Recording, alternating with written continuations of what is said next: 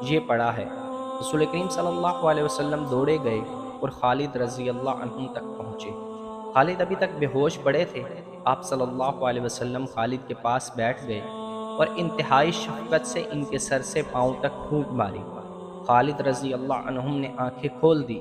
رسول اللہ صلی اللہ علیہ وسلم کے قلب اطہر سے دعا نکلی کہ خالد رضی اللہ عنہ کھڑے ہوئے۔ انہیں جو تیر لگے تھے وہ گہرے نہیں اترے تھے۔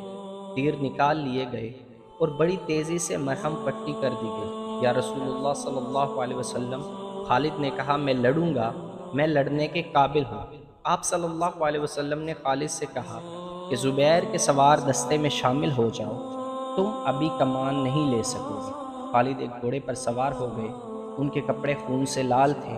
انہوں نے گھوڑے کو ایڑ لگائی اور زبیر رضی اللہ عنہ کے سوار دستے میں شامل ہو گئے۔ انہوں نے زبیر سے پوچھا